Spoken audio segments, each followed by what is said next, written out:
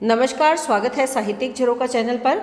आज हम करेंगे आपका बंटी उपन्यास में प्रमुख पात्र बंटी का चरित्र चित्रण। आइए देखते हैं तो उसके व्यक्तित्व में क्या क्या विशेषताएं हैं। देखिए, अगर यहाँ पर हम बंटी की बात करें तो बंटी इस उपन्यास का केंद्रीय पात्र है। और अगर देखें तो इस उपन्यास की जो संपूर्ण कथा वस्तु है वो बंटी के ही चारों तरफ घूमती है। सभी घटनाएं, चाहे वो प्रत्यक्ष है या अप्रत्यक्ष, सभी का प्रभाव बंटी पर पड़ता है। तो इस मुख्य पात्र के तौर पर अगर हम बंटी के व्यक्तित्व को देखें तो सबसे पहले हम ये देख सकते हैं कि बंटी एक संवेदनशील बालक है। बंटी यहाँ पर 9 वर्ष की आयु का है और ये एक संवेदनशील बालक है। अपनी संवेदनशीलता के कारण ही वो अपने अंतर जगत में ही अपना जीवन यापन करता है। उसके दिमाग में हमेशा या उसके अंतर्मन में हमेशा एक स्वप्न या सपना चलता है। वो सपना क्या है कि जो उसके माता पिता हैं वो एक साथ रहें, माता पिता अलग ना हो, एक साथ एक घर में वो उनको देखना चाहता है। और इस उपन्यास के अंत तक उसका सपना पूरा नहीं होता। यहाँ पर जो मम्मी है उसकी जो शकुन है, वो इसी अपने स्वप्न, इसी प्रकार वो भी उसका जो सपना है वो क्या है, अपने एक संपूर्ण घर को देखना। लेकिन इसी स्वप्न की पूर्ति के लिए वो किससे विवाह कर लेती है? डॉक्टर जोशी से विवाह कर लेती है। जो बंटी है वो डॉक्टर जोशी के घर में जाकर उसे अपनापन नहीं लगता। तो यहाँ पर अगर देखें जो घटनाक्रम चलते हैं, उसे लगता है कि डॉक्टर जोशी का घर मेरा घर नहीं है, क्योंकि यहाँ उसके पिता नहीं, यहाँ उसकी माँ का प्यार डॉक्टर जोशी के 2 बच्चों के साथ बंट जाता है। ये उसकी संवेदना को प्रभावित करती हैं। और इसी परिस्थितियों या इसी प्रकार की परिस्थितियों से प्रभावित होकर या दुखी होकर वो अपने पिता के घर चला जाता है। वहाँ पर जाने के बाद भी बंटी के मन में जो विचार है वो चलते रहते हैं। उसे लगता है कि उसका पिता का घर भी अब उसका अपना घर नहीं रहा। यहाँ जो आज़ादी वो माँ के होते हुए अनुभव कर रहा था वो अब उसके पास नहीं है। और इसी दुख से परेशान होकर या अपनी इसी संवेदनशीलता के कारण वो जब हॉस्टल भेज दिया जाता है तो वहाँ अपने दोस्त के साथ अपने भावों को साझा करता है या अपनी सारी कथा उसके साथ उसको बताता है। तभी हमें ये पता चलता है कि बंटी का व्यक्तित्व कैसा है। तो इस तरह से अगर देखें तो बंटी कैसा पात्र है? एक संवेदनशील पात्र है। दूसरा हम अगर देखें तो वो क्या है? उत्सुकता का जो भाव है। देखिए, एक सामान्य बालक की भांति बंटी में भी उत्सुकता का भाव सहज रूप से विद्यमान है।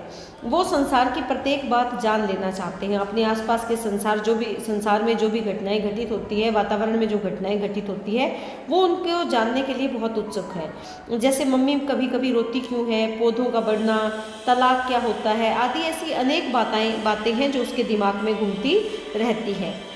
इसके साथ ही जैसे जादू क्या है, तिलिस्म क्या है, ये सब बातें। और यहाँ तक कि उसके मन में उत्सुकता है कि वकील चाचा मम्मी पापा को कैसे तलाक दिलवाएंगे। इसीलिए वो वकील चाचा की बातें भी छिपकर सुनता है। तो इससे हमें पता चलता है कि जो बंटी है उसके व्यक्तित्व में एक साधारण बालक की तरह सब कुछ जानने की जो उत्सुकता का भाव है वो भी उसके चरित्र में विद्यमान है।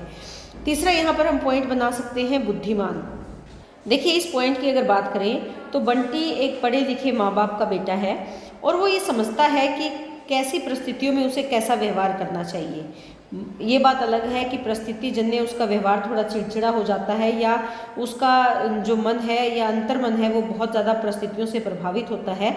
लेकिन उसे ये सहज ज्ञान है कि उसके घर की जो बातें हैं बाहर नहीं जानी चाहिए। इसीलिए वो पापा और मम्मी या घर से संबंधित कोई भी बात बाहर नहीं करता। जो भी घर में घटने वाली घटनाएं होती है वो स्वयं तो उनसे प्रभावित होता है, लेकिन बाहर जाकर वो किसी के सामने भी ऐसी बातों का जिक्र नहीं करता। तो इससे हमें क्या पता चलता है कि वो एक बुद्धिमान बालक है।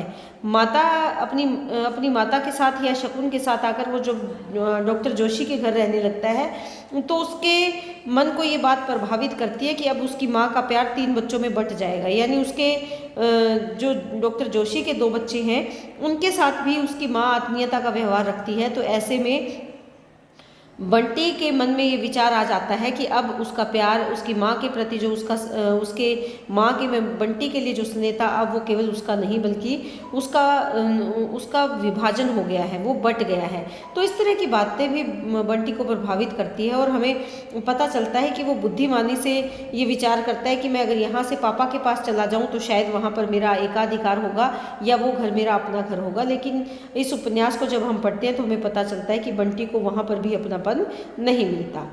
उसके बाद आता है कलात्मक अभिरुचि। कलात्मक अभिरुचि से तात्पर्य क्या है कि कुछ ऐसा करना जिससे कि उसके व्यक्तित्व का विकास हो या कला के प्रति जो उसका आकर्षण है वो यहाँ पर दिखाई दे। एक सामान्य बालक की तरह बंटी में भी कला के प्रति जो आकर्षण का भाव है वो इस उपन्यास के घटनाक्रमों से हम देख सकते हैं। अंतिम हम यहाँ पर पॉइंट बना सकते हैं कि छिनते अधिकार की सघन पीड़ा या आहत बंटी। कैसे है आहत? क्योंकि बंटी जब अपने तनावपूर्ण जीवन जी रहा है, जिस दौरान उसके माता और पिता तलाक लेना चाहते हैं, उसे पता चल जाता है कि उसका परिवार अब टूट रहा है। ऐसे में बंटी दुखी हो जाता है, लेकिन वो अपनी माँ का साथ नहीं छोड़ना चाहता, वो अपनी माँ के साथ रहना चाहता है। परंतु जब उसकी माँ भी दूसरा विवाह कर लेती है तो उसमें विद्रोह और प्रतिशोध का भाव आ जाता है, एक क्रोध का, एक गुस्से का भाव आ जाता है अपनी माँ के प्रति। तब वो अपने पापा के पास जाकर रहने की सोचता है, लेकिन वहाँ जाकर भी जब उसे लगता है कि पापा के घर पर भी अब उसका वैसा अधिकार नहीं है, वो पीड़ा उसको अंदर तक, ये जो घटना घटती है उससे अंदर तक पीड़ा पहुंचती है, क्योंकि उसे लगता है कि उसके सभी जो अधिकार है वो उससे छिन रहे हैं। वो अपने घर से, अपने माता पिता से भी दूर हो गया, अब उस घर में भी उसे अपनापन नज़र नहीं आ रहा।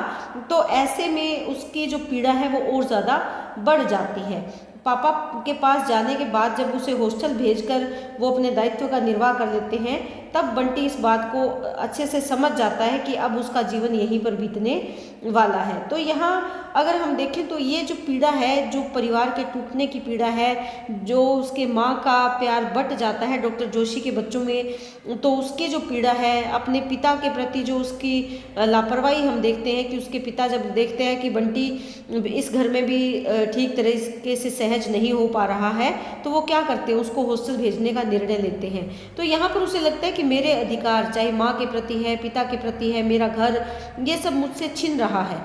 इसकी पीड़ा उसके हृदय में देखी जा सकती है।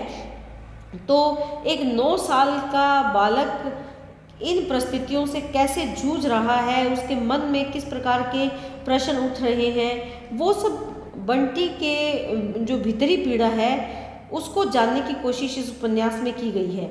यहाँ पर जो बंटी है ये केवल एक व्यक्ति पात्र नहीं है, एक केवल बंटी नहीं बल्कि ये वर्ग पात्र हैं। लेखिका स्वयं मानती है कि समाज में अनेक बंटी है जिनके जीवन में इसी प्रकार की घटनाएं घटित हो रही है। इसीलिए जो बंटी उपन्यास का नामकरण है वो केवल बंटी नहीं, आपका बंटी, आपका यानी प्रत्येक उस घर का बंटी जहाँ तलाक जैसी समस्या का या तलाक जैसी परिस्थितियों का सामना करना पड़ रहा है। तो यहाँ बंटी एक ऐसा संवेदनशील बालक है जो जिसे यहाँ जैसी परिस्थितियाँ मिल रही हैं, जैसा भारतीय परिवेश मिल रहा है, उसमें उसका जीवन किस तरह कठिनाइयों से भर जाता है। और ऐसे में वो अपने हमउम्र बच्चों के साथ ही अपनी दुनिया ढूंढने का प्रयास करते हैं। इसीलिए जो बंटी है वो केवल एक व्यक्ति नहीं बल्कि एक वर्ग का, यहाँ एक वर्ग विशेष के तौर पर हम इसे देख सकते हैं जो इन समस्याओं का सामना कर रहा है या इन समस्याओं से जूझ रहा है। तो इसी के साथ उम्मीद करती हूँ कि बंटी के बारे में आप बहुत कुछ जान चुके हैं और इस प्रश्न को आप बहुत अच्छे से लिख पाएंगे। लेकिन आपसे एक अनुरोध है कि जब बंटी का चरित्र चित्रण अगर आप पेपर में लिखें तो इससे पहले एक भूमिका ज़रूर बनाएं।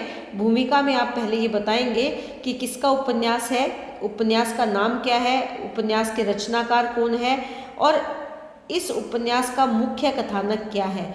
उसके बाद आप बताएंगे कि बंटी यहाँ पर एक मुख्य पात्र के तौर पर है और उसके चरित्र की विशेषताएं निम्नलिखित है। अंत में आप निष्कर्ष में ये बता सकते हैं कि बंटी केवल एक व्यक्ति नहीं बल्कि एक वर्ग विशेष को यहाँ पर आधार बनाकर बंटी को केंद्र में रखा गया है। क्योंकि बंटी केवल एक नहीं, बंटी हर घर में, हर उस घर में बंटी मौजूद है जहाँ पर तलाक जैसी समस्याओं का सामना करना पड़ रहा है। तो इस तरह से अगर ये प्रश्न तैयार करेंगे तो आपका प्रश्न बहुत अच्छा तैयार होगा। तो बहुत बहुत धन्यवाद। इसी तरह चैनल से जुड़े रहें, लाइक शेयर सब्सक्राइब ज़रूर करें।